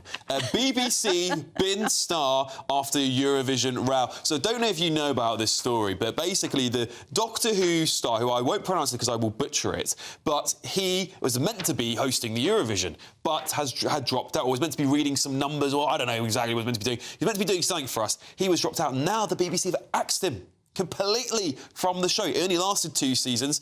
Fans have blasted it as the wokest Doctor Who yet. I have to admit, I have never watched it. I have never enjoyed it. So, is anyone on the panel enjoy? Oh, well, I'm so old. I liked it in the 80s. I actually haven't watched the whole of the reboot. Right. Because it was much more for kids in those days, and now it's sort of people are absolutely obsessive. But my brother was Tom Baker, your father, who was the Doctor who wore long scarves. My brother said in about 1982 he was going to knit me a scarf like that. I'm still waiting. I'm still waiting. 48 years later. Bizarrely, I agree. Oh, Anna! Get them out of here. I'll tell you what, we're going to make them have a row. There will be a row. But it was quite scary. I mean, I liked it as a kid. Tom Baker was my favourite Doctor Who. Mine too. As well. But I always found the Daleks and Davros, the King of the Daleks, quite scary. Yeah, fair enough. But before my time, unfortunately, I was more of a Star Wars kid growing up. It's a bit more lightsabers and shooting and stuff. I enjoyed that a little bit more for sci-fi. One of the interesting things about this story about it, maybe the BBC using this as a bit of an excuse, because apparently some of the American money may be pulling out, and so maybe they just want an elegant out. The USAID cuts, there you go. Rob, have you ever watched Doctor Who, indulge in it yourself? Oh, no, like you, I'm too young. Yeah. Exactly. Exactly. Right, OK, let's move on then. So I want to bring these two stories together, because the Times are leading with that story, dog in the manger, pets taking the place of children. On the same hand, the Independent's front page, which you might think is out of touch considering what we've been talking about today, but they are leading with warnings of dire worker shortage as migration falls. Labour and Tories celebrate as net migration almost halves in a single year, the largest drop on record, but care homes and construction industry fear looming recruitment crisis. So on the one hand, we're not having enough kids. People like me are saying, we don't need more migrants in the country's full. On the other hand, there's people saying, actually, we need clearly hundreds of thousands more, Anna. Yeah, well, this is absolutely right, isn't it? I think our birth rate is now down to something like 1.37. It needs to be over 2 for us to just maintain our population. So we're way under that. And with an ageing population, if we don't reproduce, then clearly who is going to look after us when we're old? We're going to have to take people in from other countries. Now, a lot of the people we take in from other countries in our health service are absolutely delightful, but we really do need to be reproducing ourselves as well. And it's sad. It's really sad, I think. I mean, kids are hard work. I've got 3. They are hard work. It is exhausting, but it's wonderful when they're grown up. And I love my dog Lottie. I'm going to bring her in for World Animal Free Research Day next week. So you could do both. You can have the dogs and the kids. There you go. Anna's done it. There you go. Rob, what do you make of these stories? Well, sorry to bring the energy down, but why would you want to have children in Britain right now? I live in Peterborough, which isn't supposed to have the same crime as London, and outside the shopping centre in broad daylight, one young lad got his head stamped on by 3 other lads, and that's 5 minutes walk from my house. And so my wife says, we have to move. I can't send my 14-year-old son. When I was a kid, we were 8, 7, 6 going out, staying out till 9, 10 o'clock at night. My wife and I have had these discussions. If we have children, if we hadn't had children, we would consider not having children in this country. Right. Mostly because of the crime. Of course, the expense of families has got a lot worse as well. Yeah. But mostly because of the safety element. Yeah, Matthew, do you think that in the end, the pro-migration argument will win because of this falling birth rate. People are going to say, well, actually, we haven't got a choice. Oh, no, I mean, I think you're right. I mean, I think that's the argument some people in the Labour Party used when they were cross within the party when Yvette Cooper, the Home Secretary, said, no more care home worker visas. Well, that's all very well, but if you, in 6 months or a year's time, you've got a parent in a care home and there's not enough workers, you're not going to be happy. So it's about the balance. And, yeah, clearly we need to both train more of our existing workforce and clearly, we need to keep the birth rate up. We need to make parenting more attractive, and that includes making the streets safer. Yeah, what kind of incentives could we do? Because Hungary obviously has incentives like, income tax drops and that sort of stuff for people who have 3 or more kids. Well, they've just talked about removing the child benefits. What about increasing child benefits? Well, this is the problem. Does anyone really have a solution anymore? I think there's got to be quite joined up thinking if we're going to solve this crisis. If you don't want more migrants in the country, but you also do want to have, more people, we've got to do it through... And you've got to you've got to improve childcare to keep the number of women in the workforce up. Thank you so much for joining me. It's been a pleasure. Thank you for having me on Patrick Christys tonight. I'll be back very, very shortly for the Saturday 5. But we've got Josh up with headliners. What's on the show tonight, Josh? Well, Trump, has he given up on any peace in Ukraine? Also, is he banning British students from Harvard? And we also have the dog story, and I have lots of children, and they do go to the toilet in the park. What? There you go. OK, we'll see you very soon. Stay tuned for headliners. Was it his own children? Or... Even though we'll see a cloudy start, it'll be a bright outlook for the rest of the day. Boxed Solar, sponsors of weather on GB News. Hello again and welcome to the latest update from the Met Office for GB News. We're going to see skies clear widely overnight and that will lead to a chilly night for many of us. A late season frost, gardeners beware, but plenty more sunshine to come during Friday. We've still got high pressure in charge only for another 36 hours or so. A cold front has sunk south through the day and that's leaving a legacy of patchy cloud which eventually fizzles away during the hours of darkness. 1 or 2 showers for the far north of Scotland, perhaps the odd one running down North Sea coast, but otherwise it's clear skies and with cool air in place now, a widespread chilly night with temperatures into the low single figures and in some spots even below freezing. So, yeah, if you've got tender plants outside, beware of that. There will be a late season frost, certainly a chillier feel Friday morning compared with recent mornings, but plenty of sunshine across Scotland, Northern Ireland, England and Wales. I think the morning will be the sunniest time for Friday across Northern Ireland and some western fringes of the UK, but otherwise, actually temperatures rising quickly through the morning because of the sunshine, and that sunshine sticking around for the bulk of Britain at least into the afternoon. Some changes are starting to take place across Northern Ireland, cloud thickening around lunchtime, outbreaks of rain reaching the far west by the middle of the afternoon. 19 Celsius in Belfast, 20 in London. A fresher feel compared with recent days for many, but not quite as chilly down that east coast compared with Thursday. Then a significant change for the bank holiday weekend. We've got a spell of rain moving through, followed by showers. It's not going to be raining everywhere all the time this bank holiday weekend, but certainly a big difference compared with spring so far, and a knock-on effect on the temperatures. But of course, we do need the rain. Even though we'll see a cloudy start, it'll be a bright outlook for the rest of the day. Boxed Solar, sponsors of weather on GB News.